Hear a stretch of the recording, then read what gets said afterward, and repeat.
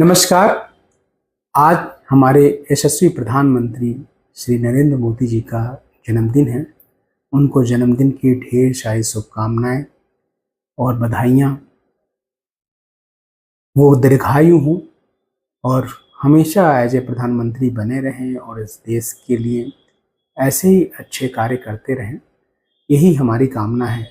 आइए उनके जन्मदिन पर उनके वर्ष कुंडली पे चर्चा करते हैं कि इनकी जन्मदिन से जो 1 साल की वर्ष कुंडली बन रही है वो कैसा होता है। क्योंकि किसी भी व्यक्ति के जन्मदिन पे सूर्य उसी एंगल पे आता है और पृथ्वी और सूर्य की जो सेम एंगल जब बनती है तो 1 साल की वर्ष कुंडली बनती है। उस वर्ष कुंडली से उस साल की विस्तृत जानकारी पता चलती है कि कैसा साल बीतेगा। तो आइए उसी वर्ष कुंडली पे चर्चा करते हैं। तो ये है प्रधानमंत्री मोदी जी की जन्म चक्र। तुला लगन की कुंडली है 7 नंबर की। द्वितीय भाव में मंगल और चंद्रमा वृश्चिक राशि है। बृहस्पति पंचम भाव में बैठा हुआ है, जो काफी ज्यादा इन्हें स्वाभिमानी, सात्विक विचार और आध्यात्मिक चीजों से प्रेरित करता है और बहुत ज़्यादा प्रीच एज्यूम करके चीज़ों को आगे के लिए प्लानिंग करने की बौद्धिक क्षमता भी देता है। ऊपर से इस कुंडली में जो शनि और शुक्र नामक ग्रह है जिसका पंचम भाव पे दृष्टि हुआ है, ऐसे व्यक्ति बहुत तर्क शक्ति से बड़े मजबूत होते हैं। इनका सिद्धांत बड़े मजबूत होते हैं। इन्हें चीज़ों को परखने की बहुत अच्छी क्षमता होती है और गंभीरता, शनि और शुक्र का स्थिर राशि में होना, पंचम भाव पर दृष्टि डालना, ये बड़ा ही गंभीरता, बहुत ही अच्छी क्षमताओं से इनको नवाजा है इसको। और अभी हम बात करते हैं इस साल की, चूंकि आज जन्मदिन की, जैसा कि अभी पहले बताया मैंने कि इनकी जन्मदिन है आज, तो आज जन्मदिन के इनके वर्ष कुंडली पे बात करते हैं। 17 सितंबर को 2025 को मकर लगन का वर्ष कुंडली मोदी जी के ऊपर स्टार्ट हुआ है। मकर लगन की कुंडली में पराक्रम भाव में मंगल है, जो काफी अच्छे पोजीशन पे है। भाग्य स्थान में बुध आदित्य योग, सूर्य बुध एक साथ हैं, ये बहुत अच्छा है।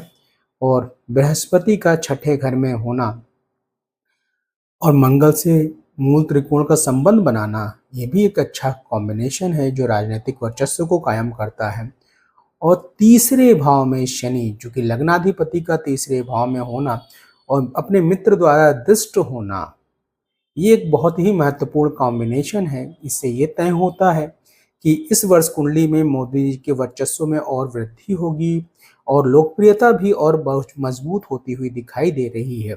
साथ ही साथ जो भी पिछले दिनों कठिनाइयां आ रही थी, जैसा कि अभी पीछे विदेशों में या चाहे विदेशों में जो रिलेशंस को लेकर के छोटी मोटी कठिनाइयां, जैसे टैरिफ का या ट्रम्प को लेकर के भी जो प्रॉब्लम्स आ रही थी, वहाँ भी मोदी जी अब डोमिनेट करते हुए दिखाई दे रहे हैं, काफ़ी हद तक डोमिनेट करते हुए।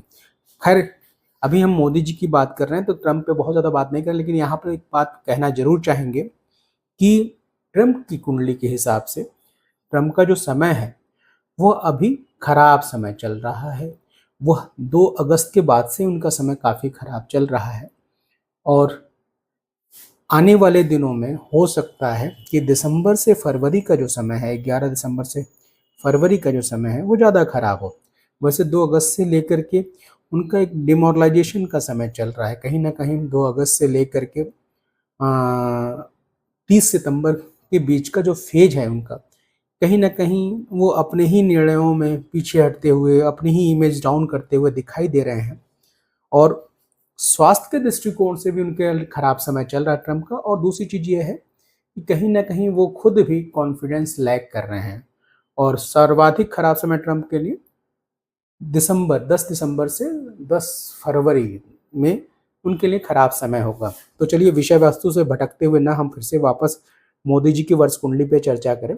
तो वर्ष कुंडली में ये जो बृहस्पति और मंगल का मूल त्रिकोण है, ये काफी अच्छा कॉम्बिनेशन है, जो एक वर्चस्व, राजनीतिक वर्चस्व के लिए एक अच्छा संकेत दे रहा है। दूसरा महत्वपूर्ण मुद्दा ये दिखाई दे रहा है कि जो सूर्य और बुध है, ये जो भाग्य स्थान में उदादित्य योग बन रहा है, ये काफी भाग्य का कारक बन रहा है। तो मोदी जी का वर्चस्व, लोकप्रियता भी बढ़ेगा और जो भी करेंगे वहां उनको काफी सहयोग और सपोर्ट मिलेगा। विरोधी ये शत्रु घर भी माना जाता है, छठा घर जो भी, जहाँ बृहस्पति मजबूत थोड़े हो रहे हैं मिथुन राशि में। लेकिन यहाँ एक बात आप देखिए कि तृतीय भाव में शनि काफ़ी अच्छे पोजीशन पे बैठ गया है। तो अगर इस दृष्टिकोण से देखा जाए तो विरोधी ज़रूर बन रहे हैं, लेकिन शनि के प्रभाव से विरोधी कमज़ोर पड़ते हुए भी दिखाई दे रहे हैं। तो इन सब दृष्टिकोणों से मोदी जी का ये वर्ष कुंडली बहुत अच्छा होता हुआ दिखाई दे रहा है और इसका लोकप्रियता भी बढ़ती हुई दिखाई दे रही है। बहुत सारे ऐसे कार्य करते हुए दिखाई दे रहे हैं जो निसंदेह उनकी लोकप्रियता को तो खैर ऑलरेडी बहुत लोकप्रिय हैं, इस पे क्या कहना, लेकिन कुछ एक अलग और बहुत बड़े-बड़े निर्णय इस पूरे वर्ष कुंडली में उनके देखने को मिलेगा। जहाँ तक रही बात इस पूरे वर्ष कुंडली में उनको ध्यान देने का जो समय हो सकता है, जो थोड़ा-सा उनके लिए परेशानी का समय छोटा-मोटा अगर हो सकता है, तो एक समय है 18 दिन का 17 नवंबर से 5 दिसंबर। इस समय कुछ स्ट्रेस इनके ऊपर हावी हो सकता है। वो हो सकता है देश के कुछ फाइनेंशियल सब्जेक्ट को लेकर के या कुछ अन्य व्यवस्थाओं को लेकर के, हो सकता है बाजार को या फाइनेंशियल सब्जेक्ट को या कुछ चीज़ों की आपूर्ति को लेकर के हो सकता है।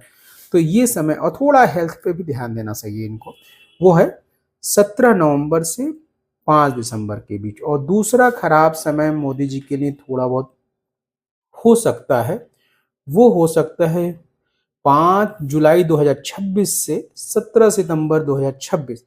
इस पीरियड में मोदी जी को थोड़ा-सा स्वास्थ्य पे भी ध्यान देना और मुख्य रूप से वो थोड़ा चिंताओं से ग्रसित होंगे, क्योंकि यहाँ से मोदी जी के विरोधी थोड़े सक्रिय होते हुए दिखाई दे रहे हैं। 5 जुलाई 2026 से 17 सितंबर 2026 यहाँ से धीरे-धीरे कुछ ऐसी बाहरी शक्तियों के फंडेड या कुछ बाहरी शक्तियों की वजह से कुछ न कुछ विरोधी यहाँ से सक्रिय होते हुए, लेकिन 5 जुलाई 2026 के पहले का समय मोदी जी के लिए काफ़ी अच्छा है और काफ़ी वर्चस्व भरा हुआ समय। तो एक बार फिर से मोदी जी को जन्मदिन की अनेकों बधाइयाँ और ईश्वर उनकी काफ़ी दीर्घायु करें, उनकी कृपा, उनका ये देख रेख, इनकी वो चीज़ें जो भी इस देश के लिए कर रहे हैं वो काफ़ी सराहनीय है और वो उनकी ये चीज़ें इस देश पे बनी रहें, यही आशा करता हूँ।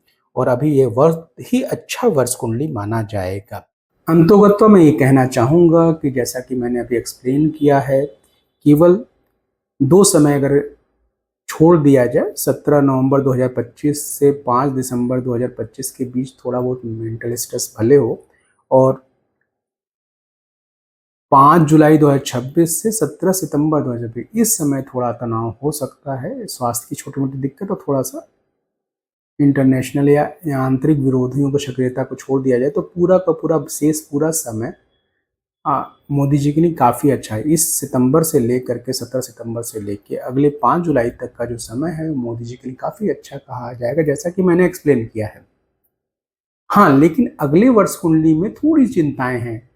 उस चिंताओं में ये थोड़ी दिखाई दे रही है कि कुछ न कुछ विरोधी विदेशी सक्रियता काफ़ी मजबूत होती हुई दिखाई दे रही है और कुछ न कुछ आंतरिक विरोध भी काफ़ी मजबूत होता हुआ दिखाई दे रहा है। लेकिन वो वजह है क्योंकि कई देशों में आंतरिक विरोध भी देखने को मिलेगा। हर जगह बड़ा एक खराब ग्रहों के संयोग आ रहा है। कर्क का बृहस्पति और कर्क में केतु का एक साथ होना, वो थोड़ा-सा खराब, तो उसका हम अलग से चर्चा करेंगे।